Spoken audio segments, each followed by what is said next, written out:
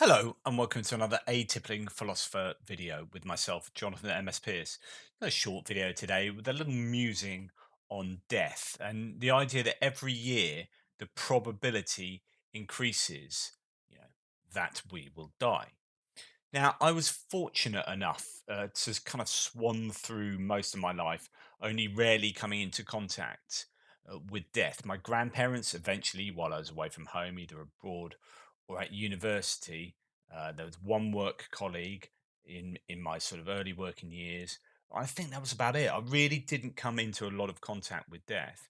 But then over the last few years, that has changed, and particularly over the last few months. I'm 46 years old. I'm not old, I'm not young. And recently, a few former work colleagues and people I've known have also shuffled off their mortal coil to add to those few that I knew closely when I was younger. Just in the last month, two friends of mine have succumbed to the ravages of nature, diabetes, and cancer. I had primary progressive multiple sclerosis and recently contracted a vicious virus that was going around the UK, doing the rounds. This condition concoction rendered me unable to walk for 2 days, unable to even turn myself over in bed as my central nervous system just shut down. And I consider that the illest I've ever been. Just after that, perhaps getting the same virus, my partner's father was taken into hospital as the virus affected his already weakened heart. Uh, he eventually, got out of the woods and is fine now. But while all of this was happening, my aforementioned friend, sort of riddled with cancer, passed away. I had the usual secular feelings. The universe isn't interested in fairness. Why do the good guys not last? We're all stardust, and from life, new life might emerge. And yet, I can't help but think that you have all the ingredients: desire for eternal life, ideas of fairness, wishful thinking fallacy, for the incarnation of the belief in heaven and hell, such powerful emotional bribes. Like, you have all those ingredients. I can understand why people do believe in the afterlife because it comforts them. It's what they might desire, despite the reality that almost certainly faces us. Aside from this, death so often provokes considerations of one's own mortality and also the mortality of others. I know my partner's father, otherwise pretty healthy, stents from heart issues aside, has uttered the words, "As long as I get to see next Christmas." That was something he said recently.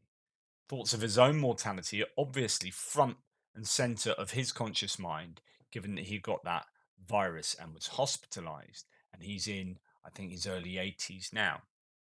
So it's a numbers game after all. With each passing year, the probability increases that someone including perhaps yourself, will die. It doesn't matter what the reason is, though natural causes become more salient the older you get. It can be a fairly depressing thought, especially as the arbitrary annual delineation of the new year approaches. This year, there's a higher percentage chance that I or anyone I know might die than last year, all other things remaining equal. I mean, it makes for a really jolly New Year's Day, doesn't it? Hey, we got a new year.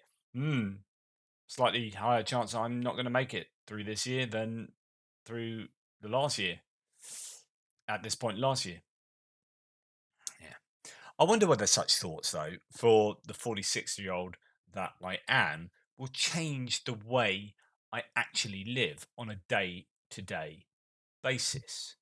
Probably not right now, but at some point, I'm going to be that older man thinking that this next year really could be my last. And with my primary progressive multiple sclerosis, there is uh, the very real data that my life expectancy is less than the next person's.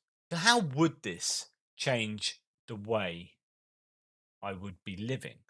If I did get to this point where I'm thinking really strongly about my mortality. I had this strong sense of mortality salience.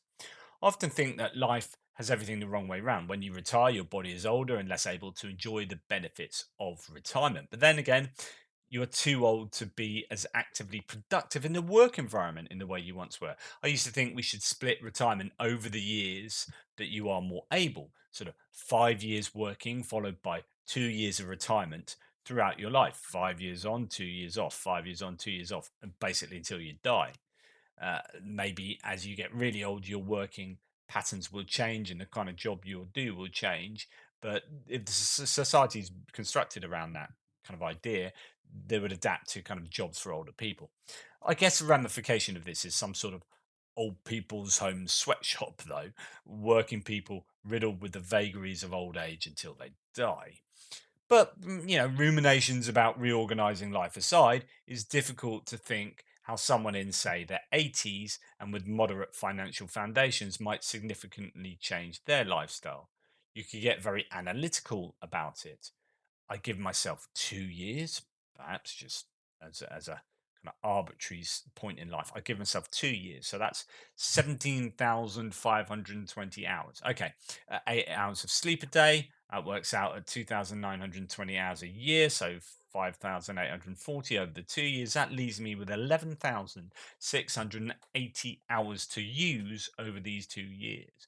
And we can be very calculated about our remaining time to find that we have a certain estimated number of hours to live. How best shall we use them? Working, doing things we love, optimizing joy.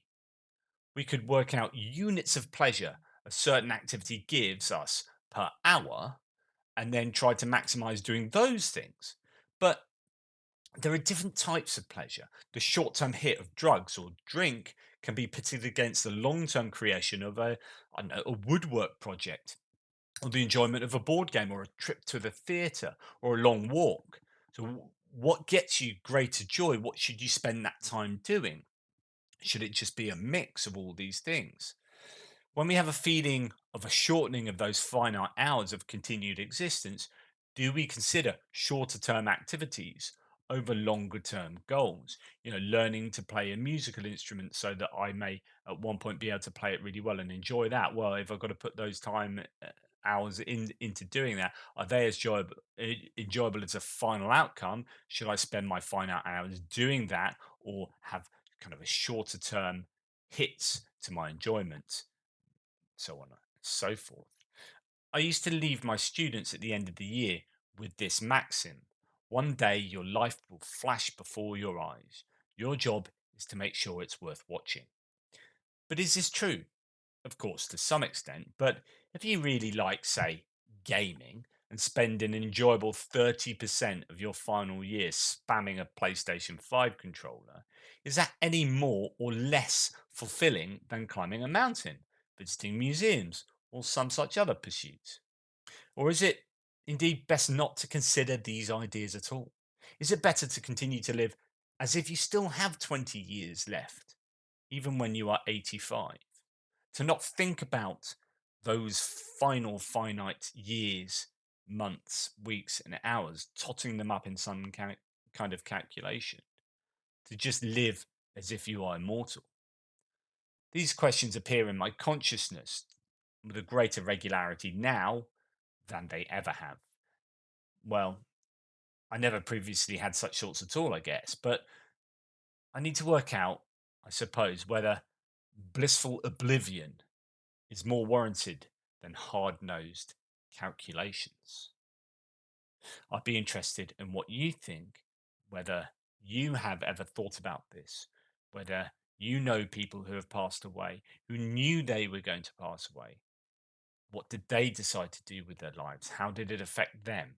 Anyway, thank you for watching. I'd be really interested in your feedback. Take care and speak soon.